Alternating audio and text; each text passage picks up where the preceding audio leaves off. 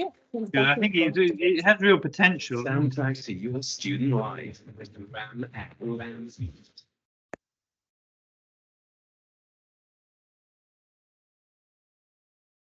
Okay. Can't hear you now. Probably, Oh, I can now. I can now. You're listening to Ram Bradford Student Radio. Okay, hi. Hi everyone. So good to have to be speaking today. It's such an exciting and a great opportunity to be speaking to not only just an ex-student of the University of Bradford and also an ex-sabbatical officer. I am chatting today with Lloyd Cameron Russell Moyle. He is a member of Parliament of Brighton. He was first elected in 2017, and he has retained his seat till um, 2019 till date, which is quite incredible.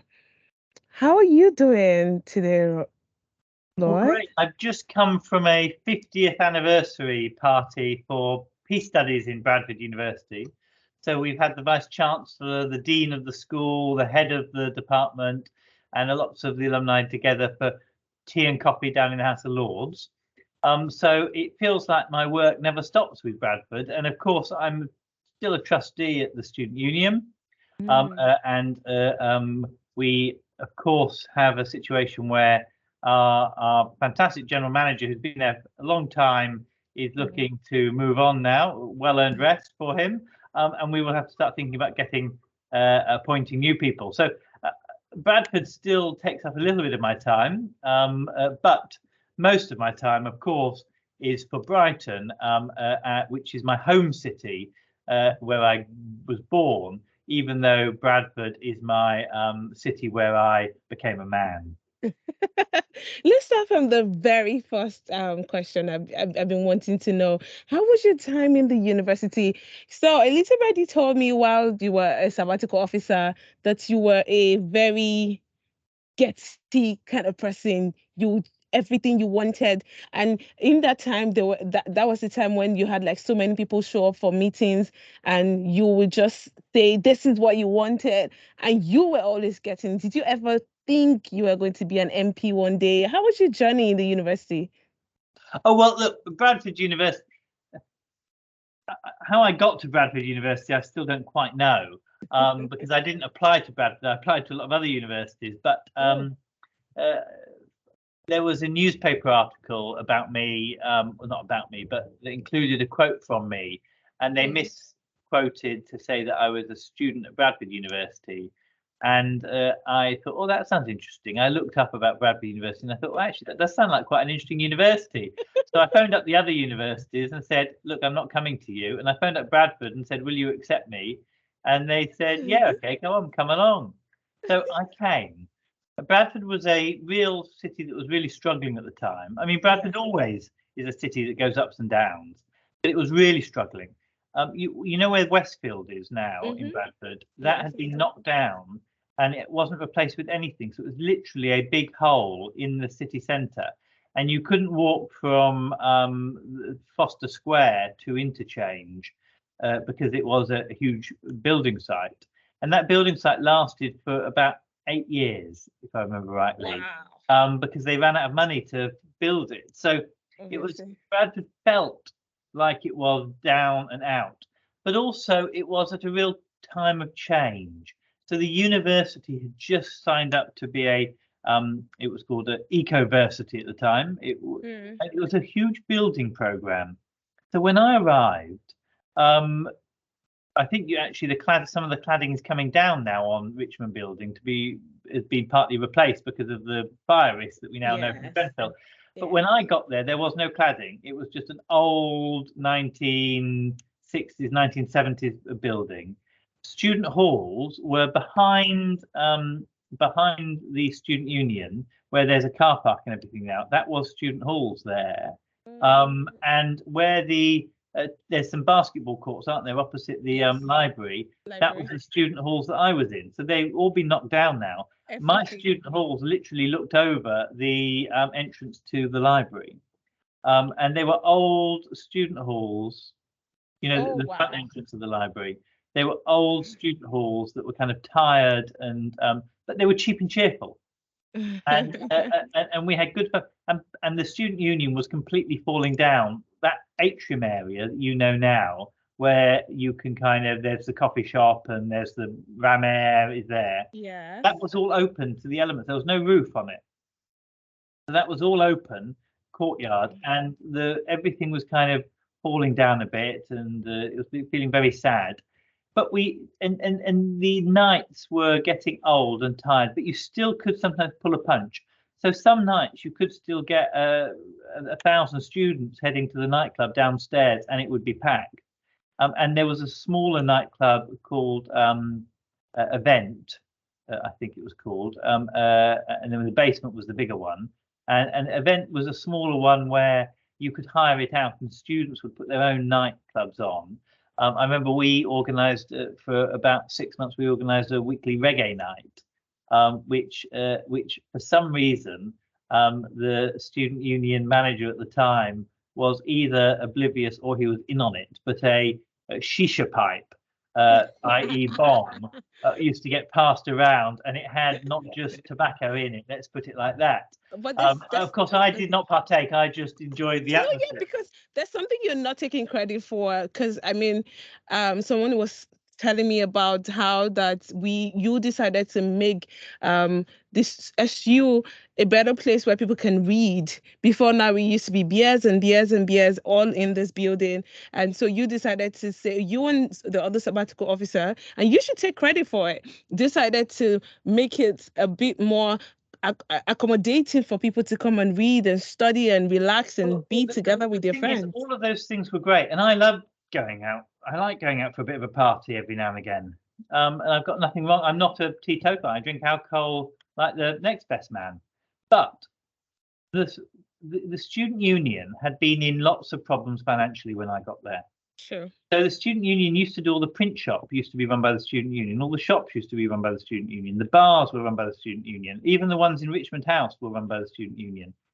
And whilst that was good, the revenue we were getting from them was less and less every year. And every year we had to go to the university for a bailout. And it wasn't sustainable. And because people weren't engaging in studying like that, like they used to. They wanted, there was no, I mean, when I arrived, you know, the big atrium that's in front of Richmond House, the plastic, that wasn't built yet. So there wasn't space for people to sit, have a coffee, do studying. And what people wanted is to be able to sit. There was either the library where you had to be in silence in little booths, very quiet, or there was your kind of the pub where you could get drunk, or there was your student halls, but there wasn't a social space to be able to kind of a lounge feeling, and the building of the SU was completely falling apart. So my big push was to rebuild the student union, new roof on it, a new kind of facilities, cafe feeling where we were kind of all were working together. The compromise was that we gave up some of our bars and nightclub in terms of revenue making. Sure. And the deal was meant to be with the university that because the university always ran its sports facilities, that we did some joint deals with them, so students would get better joint deals on those things. And it worked for a time. And the sports centre was also refurbished at the time as well, because the entrance to the sports centre now is on the main Great Horton Road, isn't it? Yes, but it used to be on the opposite the Horton building, just literally a little door there. And there was a bank there as well. Not forget anything about Bradford. It looks like just yesterday. Like you know so much. Well, and I was there so I arrived. Bradford city centre. We just had the riots. The city centre was knocked down, and then in the university, it was old and it was tired and it was decrepit. And what we did, I was there for 6 years, and by the time I left, the whole Richmond building was redone, the whole student union was redone, and the sports centre was redone, and they were all facilities for students. And yes, we had compromises along the way, but my view was that it had to be, in the end, the new facilities for students was the legacy that we were leaving it with, and a student union that didn't rely on booze. I think a lot of people don't know this, but that's what has kept you still in this position that you are. You keep bringing up new ideas, transforming and really changing lives. And that's like big inspiration for us. Well done. So I wanted to ask you, because I know that every student watching this would definitely ask, oh, he was a student, so, and now he's an MP. How can I do it? Do you think a student can definitely achieve the kind of level that you are right now? Of course, interesting. When I met with the Vice Chancellor earlier on, she said, "Oh, we don't have many MPs that are from Bradford. I mean, you have some: Clive Lewis, Gavin Williams, and Bell Rabir Addy. And Bell Rabir Addy was the Black Students Officer for NUS, while I was the sabbatical officer and the chair of the campaign for free education in the UK. So we know each other very well. We were at dinner last night together at the Natural History Museum, and we were reminiscing about our times in Bradford, actually. So Oh, we do have some Bradford people, but there aren't huge numbers. yes. And I think part of that is because very often Bradford was an applied university. So the education you learn in Bradford is about applying it in the real world. And politics very often isn't about applying it in the real world. For a lot of people, politics is about playing games and manipulation. And my view is that we need to change that. Politics True. needs to be about how people's lives improve. And of course, you make compromises and you play games in the sense of tactical game maneuvering and True. make those things happen. Doesn't mean you need to be naive, but you can do that. And I had always been interested in politics, and Bradford really opened my eyes to the Labour Party and Labour politics. And I got active in the party. But let's be very clear. The way you become an MP in this country is you get active in a political party.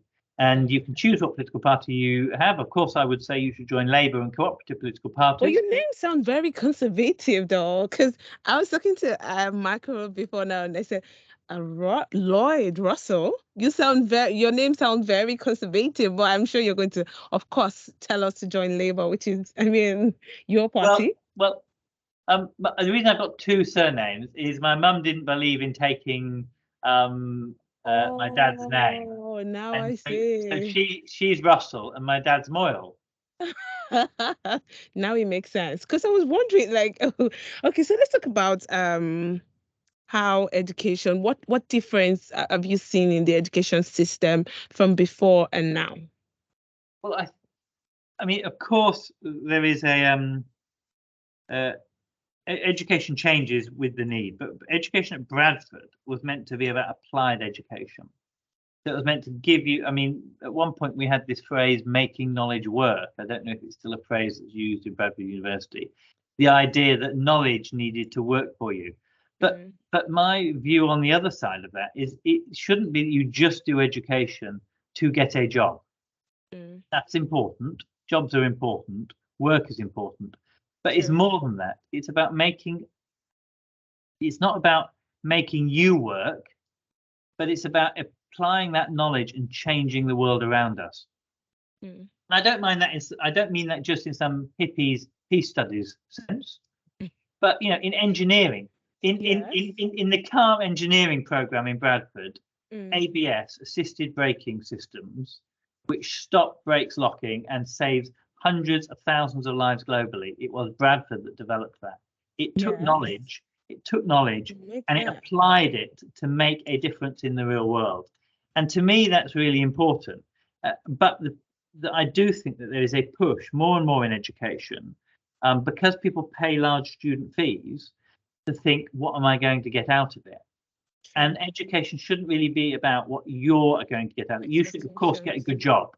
But it's not about what you are going to personally get out of it. It is what society is going to get out of it in terms of developing new ABS systems, developing people that can, and in the end, not just, I don't mean that in a nice, cuddly society gains way. I mean that also the economy of the country gains because we have people that can invent new things, that can develop new ideas, and you can sell them.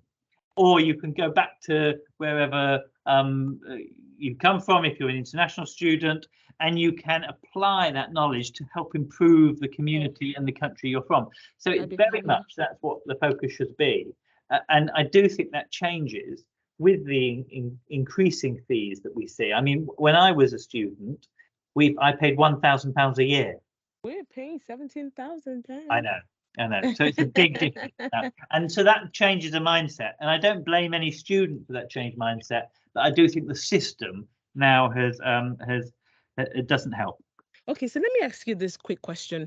Now, what's in a lot of students' minds is, how did you, were you raised? How did you break the glass ceilings and all? My question is, how can a student be a part of politics? Like, give us like the basic step by step, um, joining a political party. How much was it when you joined the Labour Party? How much did you pay? Students can pay £1 a year. See? It's very cheap. And it's not just about being a member of the party. Then you've got to get out there. You've got to door knock. You've got to campaign. And what I found is I bumped into a chap called Imran, who's now the Bradford West MP. But at the time, he was deputy leader of the council. He was a councillor. And we went door knocking one time. And afterwards, he said, "Do you want to come for a drink, come for a coffee, come for a pint, or whatever it was at the time?" And I did so. And we became friends. And it's not that we suddenly helped each other out, because my career has been separate to his. But what it did is it meant that I saw how it worked, and I had the idea that I could do some of that. I thought, I can do this. I know how to do it. And it was a training. It was an apprenticeship. And so if people want to get involved in politics, it's an apprenticeship that you've got to go through. But the other part of that is that you've got to, in my view, not just want to be in politics. You've got to do something. What do you want to do? What is your vision? What is your theory of change? My theory of change, my idea of how the world changes, is that we have big social movements outside, and we have negotiators, politicians inside. And my view is that my job as a Labour politician is to be the bridge between those two people. So I do not desire to be the leader of the country or the Labour Party. There are other people that will be better than that, than me. And there are other people that will make different sacrifices. Because to be Prime Minister, you've got to make a sacrifice in your life, kind of, you have no private life, you have no nothing. That's not what I want. But what I do want to be is an effective person that can mediate between the real world and the Prime Ministers and the ministers. And you need those people in this world.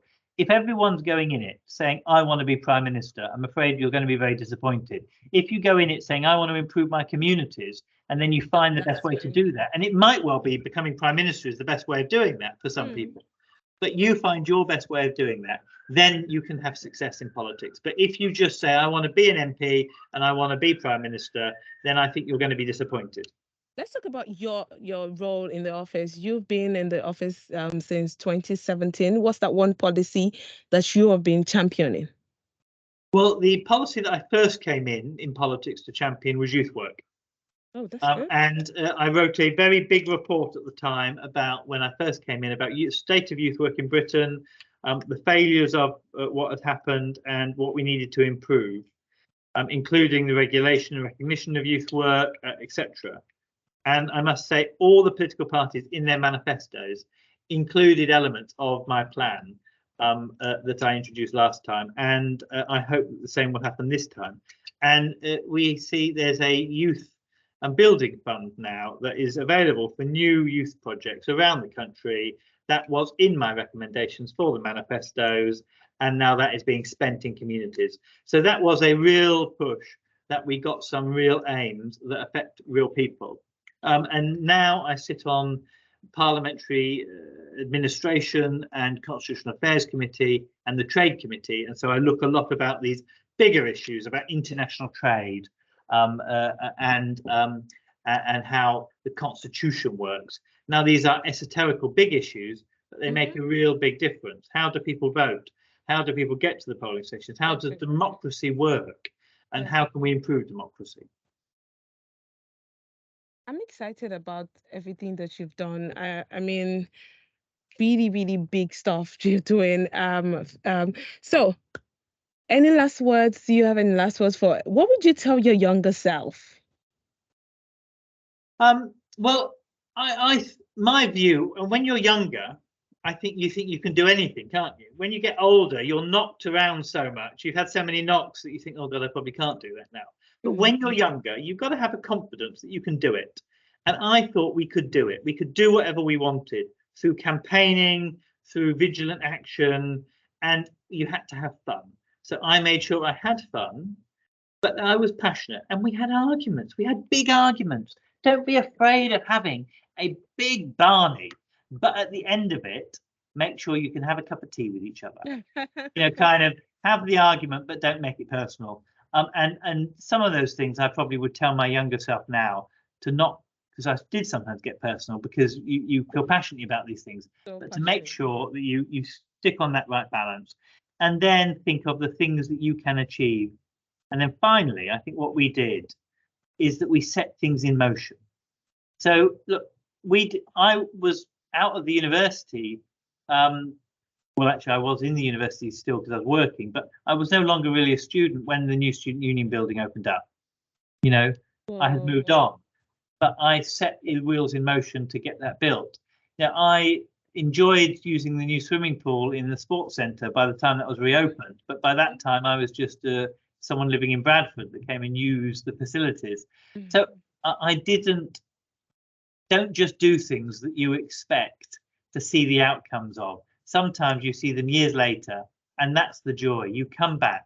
That the School of Health was going to be built with a private provider, and I was on the board, and I said, isn't that more expensive because we have to pay double? If we find the builders ourselves and do it, it will be cheaper. And I persuaded the board to do that. And that School of Health building now that is at Bradford, because it didn't used to be on campus. Yes. It used to be over in I want to say Morley Street, but it's not more in Longridge Avenue, and that was those are things that I come back now to Bradford and I look and I think I helped with that. It's actually very, very good when you know something and you believe in that thing and you push for it, and that's what you've been doing. Great stuff. Thank you so much, Lloyd, for chatting with us today. A real pleasure, and I hope I'll be up in Bradford in person soon, and we can see each other. We can't wait to see you.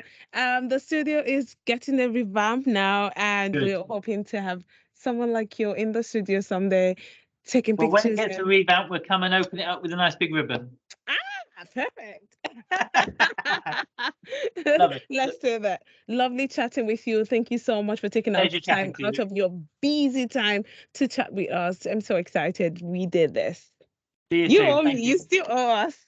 I mean, it's 2 versus 1, but it's okay. That's why I'll come up. I'll come up and do it one in person. Oh, that would be so kind of you. Thank you so much for chatting with us. I will be sending you the audio of this, and of course we will be sharing this to lots of students also listen and be inspired and to hear from you.